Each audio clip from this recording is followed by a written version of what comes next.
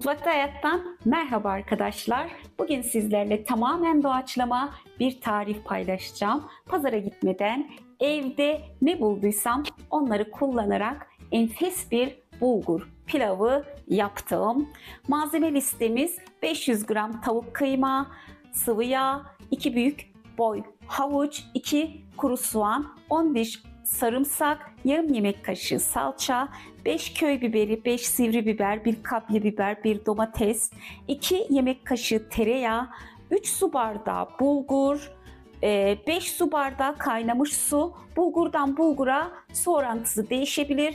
4 de olabilir, 5 de olabilir. Baharatlar tuz, 1 tatlı kaşığı kırmızı toz biber, 1 tatlı kaşığı pul biber, 1 tatlı kaşığı nane, 1 tatlı kaşığı kekik, 1 tatlı kaşığı kuru soğan tozu, 1 tatlı kaşığı kurutulmuş cin biber, 1 tatlı kaşığı kimyon, 1 tatlı kaşığı zerdeçal, yarım tatlı kaşığı karabiber. Hadi başlayalım. Evet, ön hazırlık olarak evde ve elde ne varsa arkadaşlar tamamen doğaçlama bir bulgur pilavı yapıyoruz ve baharatlarla da lezzetlendiriyoruz. Hemen şöyle size göstereyim. Tavuğumuzu güzelce ocağımızın üzerine aldım. Öncelikle buzluktan çıkardığım için güzelce açmasını sağlıyorum. Şöyle suyumuzu da ocağa aldım, kaynattım. Sebzelerimizi de güzelce doğradım. Kuru soğanımızı ay gibi, havuçlarımızı rendeledim. Biberlerimizi de doğradım. Domatesimizi de doğrayacağım arkadaşlar. Samırsaklarımızı da kavuracağım zaman içerisine ezeceğim. Ve hemen başlıyoruz. Doğaçlama bulgur pilavımız için öncelikle şöyle güzelce kıymam buzdolabındaydı, dediğim gibi donuktu arkadaşlar. Açılmasını ve pişmesini sağlıyorum.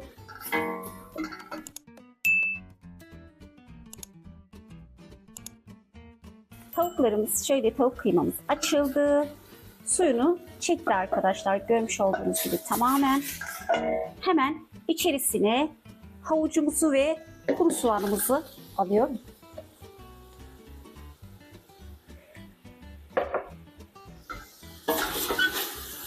Tabii ki burada yağ orantısı vermemiştim.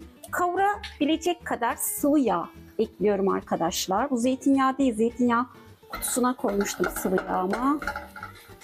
Şöyle yarım çay bardağından biraz fazla diyebilirim. Buradaki püf nokta kuru soğan ve havuç tamamen şöyle güzelce aromasını yağ bırakacak.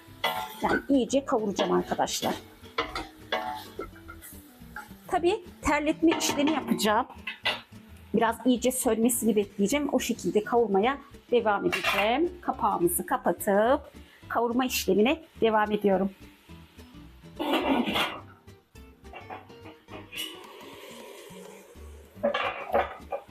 Evet.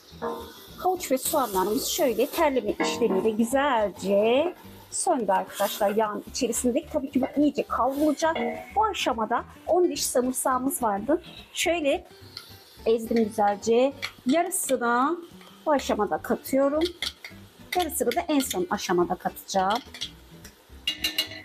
Güzelce kavrulmasını sağlıyorum.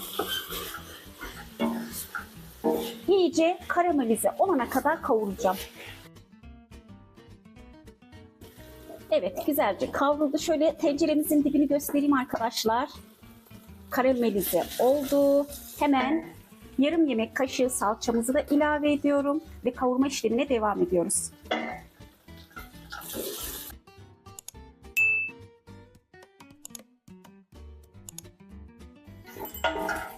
Evet, güzelce karamelize oldu. Ocağımızın altını kısıyorum. Tenceremizin tabanı tutmasın diye köy biberimizi, sivri biberimizi, kapya biberimizi, domatesimizi şöyle içerisine alıyorum. Buradaki püf nokta bunları en son yapma arkadaşlar, içerisinde diri kalsın diye. Salçayı önceden kavurdum. Hemen sebzelerimizi de içerisine aldım diri kalsın diye. Şöyle hafif kavuracağım. Hemen içerisine 2 yemek kaşığı tereyağını da ilave ediyorum bu aşamada.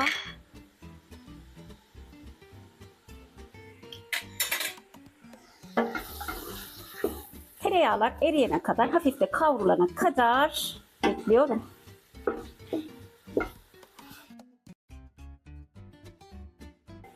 Evet, sebzelerimizi de güzelce kavurdum. 3 su bardağı bulgurumuzu da ilave ediyorum. Hemen güzelce bulgurumuzu da içerisinde kavuracağım.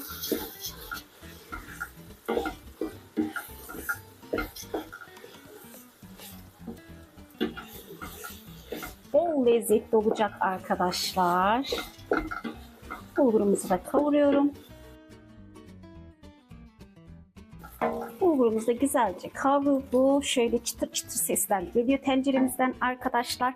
Hemen baharatlarımızı, kırmızı toz biberimizi, pul biberimizi, nanemizi, kekiğimizi, kuru soğan tozumuzu, kurutulmuş cin biber, kimyon, zerdeçal, şöyle yarım tatlı kaşığı da karabiberimizi güzelce pilavımıza ilave ediyorum. Tabii en son aşamada tuzumuza kendi damak tadımıza göre ayarlayacağız arkadaşlar. Şimdilik ben yarım tatlı kaşığı kattım. Hemen bu aşamada sarımsağımızı da ilave ediyorum. Diğer sarımsaklarımızı. Ocağımızın altında biraz kısacağım. Tenceremizin dibi tutmasın diye. Şöyle hemen hepsini harmanlıyorum. Ve üzerine şimdilik 5 bardak su ilave edeceğim. İçerisinde domates de olduğu için suyu yeterli gelebilir arkadaşlar. Daha sonra bakacağım pişme esnasında. Şöyle güzelce karıştırıyorum. Bir yarım bardak daha su ilave etmek istiyorum. 5 artı yarım bardak. 5,5 bardak oldu arkadaşlar. 3 su bardağı da bulgurumuz vardı zaten. Domatesimiz de var. Yeterli gelir gibi düşünüyorum. Daha sonra bakacağım. Şöyle tuzuna da bakmak istiyorum hemen kaynama esnasında. Biraz daha tuz ilave edebilirim.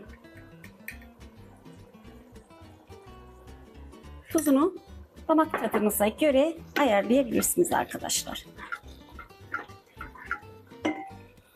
İyice harlı kaynamasını sağlayacağım. Daha sonra kapağını kapatıp 15 dakika pişmesini bekliyorum.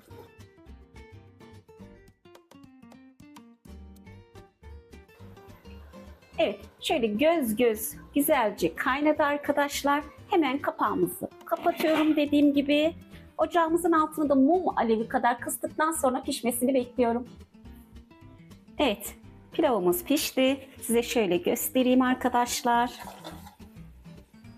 Oldukça lezzetli, güzel bir pilav elde etmiş oldum.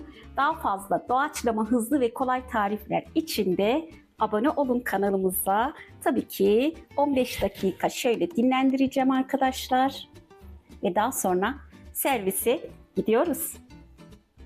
Evet arkadaşlar, doğaçlama bulgur pilavımız hazır. Servise aldım. Hem çok bereketli hem de inanılmaz lezzetli oldu. Herkes beğendi. Tavsiye ederim mutlaka yapmanızı. Siz de mutlaka deneyin dediğim gibi. Videomu beğendiyseniz beğen tuşuna basmayı, abone olmayı ve yorum bırakmayı unutmayın. Bir sonraki tarifte görüşmek üzere. Hoşça kalın.